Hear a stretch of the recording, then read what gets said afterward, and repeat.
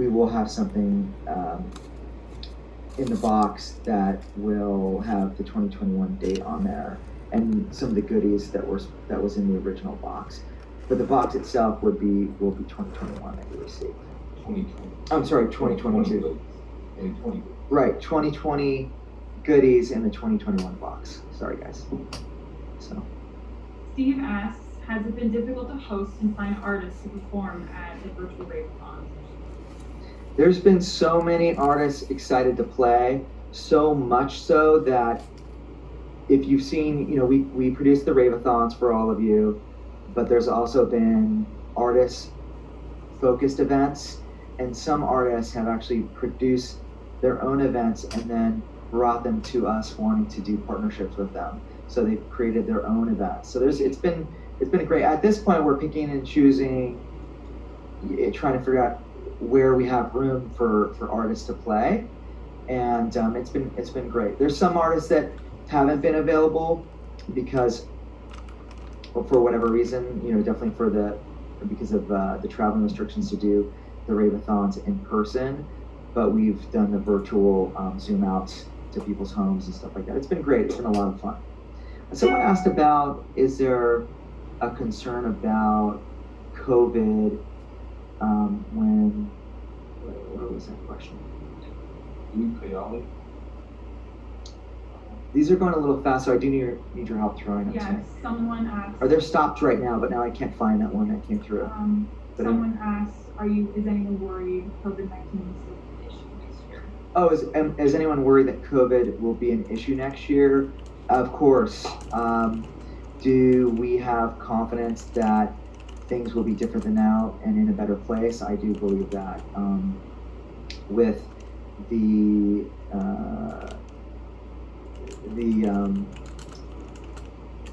I think that things are going to be a lot different. There's a lot of positive news out there, and we were very, very close to producing EDC for all of you this year. There was some advances that weren't quite there, and we're still in touch with companies that can get us to a point where testing, and we are constantly working on, if COVID is still a concern, which it will always be a concern, of course, but if it's still something that we feel will be there's not a vaccine that that's taken, or we feel there's enough advancements that are in the horizon that we're going to be able to produce EDC. That's why we've picked May and we've committed to May. We feel very confident in it. Speaking of socially distancing and COVID, Brandy asks, are you planning on doing any socially distant festivals like the ones happening across the world? So I'm very proud that we produced the first drive-in. It was in Arizona. It was for dance music. It was the first drive-in, and although it was a great experience, we wanted to do something that was even more enhanced than that. So I cannot tell you how excited I am about these two projects. It's not just driving into a movie theater type scenario where you're there in your car or outside your car in a section watching the stage, but we have two very unique experiences that can happen that will allow social distancing, that will be amazing, that also I believe are so good, and you'll have such a good time there that it will be alive and work for even beyond COVID. And they're huge projects, and just last night I was up till, that's why I have a few bags, I was up till 2 a.m. working on designs, and I'm very excited for you guys to experience those. So yes, there is social distance events coming your way.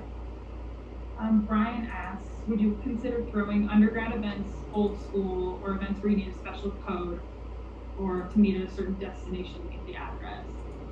I love those events. That's where I come from. Yes, right now we have so many ideas here in the office, and bringing things back to our roots is always something that I talk about doing. So yes, for sure. Actually, Factory 93, the first, if anyone here has attended the first Factory 93, we did have a map point, and we still do organize those events in warehouses. We will do more fun stuff like that. And I think that it would be fun to do some of those more intimate events for just passport holders. We could have a lot of fun there, doing something all together. Especially the amazing community that's being formed here, and that's really been. I love that you are getting to know one another. There's a request, I know, because I've seen in my DMs and even I think in some comments on some posts. Can you camp together at events like Nocturnal? Yes, we are going to help you be able to camp together. We're already working on the logistics of that. So for those who haven't met other passport holders, or for those that already know each other, to make this community even stronger and make it easier for all of you, that is definitely in the works. Awesome. That's really exciting. Yeah. Can we get a DDR arcade machine in the passport lounge? That is the dancing. Oh, that's an awesome suggestion. I love you guys. I love ideas like that. Yes, I will look into that. I think that's a great idea. Maybe it would be fun to have like multiple setups, because there would be a line for that, wouldn't it? And then people would be upset that there was a line, and I don't want you upset. So maybe we can get a handful of them in there. I will look into it. We can consider renting them if there's a company that offers that, or maybe we can consider buying them. But I've never looked into that, so I will work on that. We will work on that. Elizabeth asks, will passport members ever be given dibs to invite friends into the program once it expands? Inviting, just the way it's been talked about, it's been considered. I think the best thing right now and the fairest thing to do is to continue the same way all of you were invited to be part of this. It's very limited. I don't want the experience to be affected. I want to let as many headliners into the program without affecting the experience for all of you. So keeping it consistent with what we've done in the past is the plan right now, but that has been something that we've discussed here, and right now we're just staying with what we've done. We just want to grow this very slowly and make sure that we make the right decisions. Fatima says, Pasquale DJ set at the Passport Lounge. I love that you care to hear me, DJ. I would love to, I honestly, I would never want to disappoint you guys, and all my records, I have records. I only have vinyl. I have about 10 crates of vinyl, and I was DJing in the very early days. My biggest gig, I think, was I moved from my bedroom to my living room. So it was a personal thing. I actually did play one Bass Rush party. First Bass Rush I played. Mm-hmm. Yes, I did. And that was a lot of fun.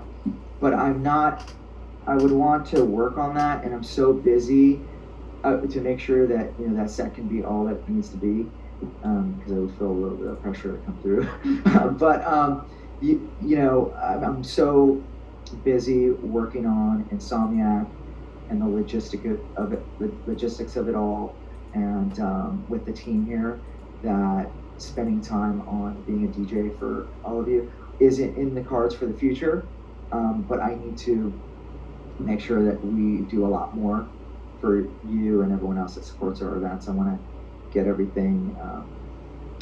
I want to get a few more things accomplished before I start spending my days DJing and practicing for you guys. Big question: when will billing resume for Passport members? That's a great question.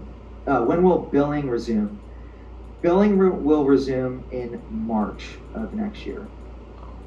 And for those of you who feel like you're not ready, whether it's for financial reasons or if there's restrictions with travel to our events, you can ask for a 3 month extension, and we'll be happy to do that for you. We don't want,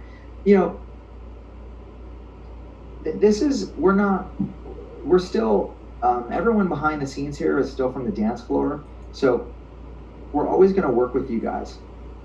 If you have a unique situation going on in your life, just reach out to Passport rep and explain your situation, and we will work with you, because it's not just like you're calling some random credit card company or some huge company. It's we're headliners just like you. We care about all of you having what you need. We don't want to put you in a bad situation. We don't want you to lose your spot as a passport holder.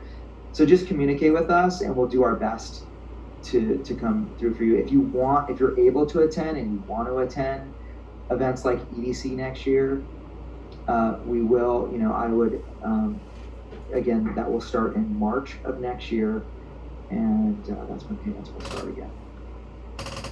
Michaela asks, can we do an Insomniac cruise boat, please? An Insomniac cruise boat? Yes, that would be great. That would be amazing. I've never thought about that one either. I think that we should, I know that here, we know that we still have to explore the different kinds of events that we can do for passport holders, exclusively for passport holders. Doing a boat could be one of them. The boats out there I know have been increasingly more difficult to secure, but there are ones that are available. But we can explore that as well as why not do a forest party, a house party, an underground old school filling party? I say we explore it all. Let's do some really fun stuff together. Let's get things going again. We're gonna get on our feet. We're dusting ourselves off, getting ready for, getting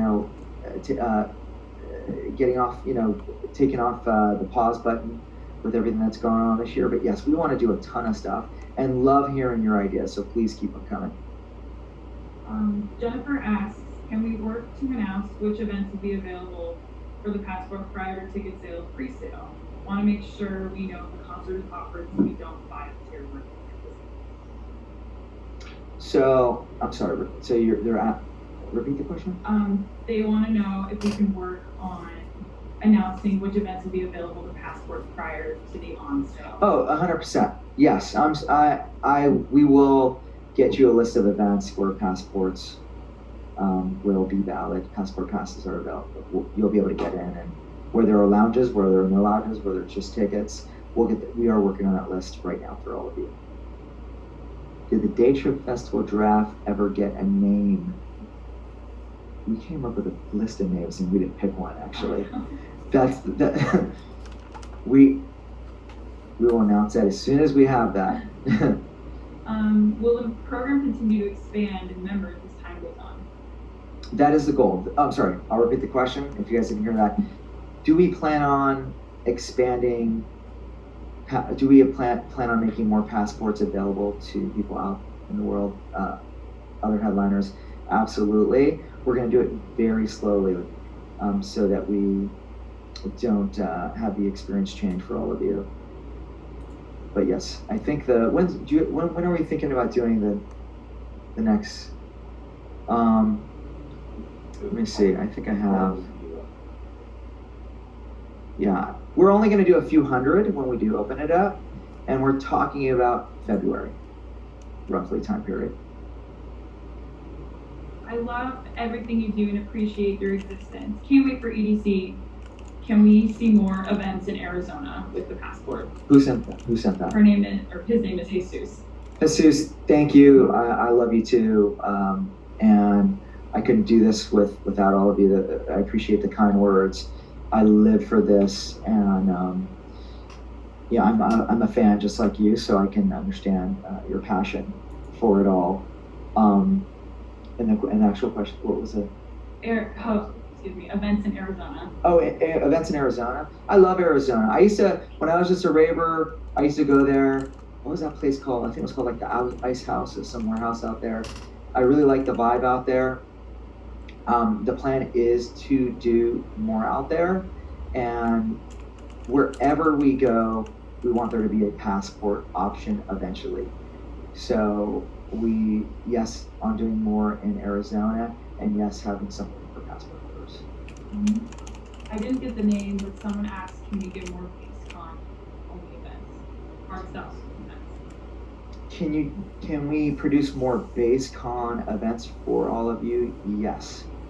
I know that there's a guy here. He's amazing. His name is Jasper, and he heads up BaseCon, and he's thinking about that for you guys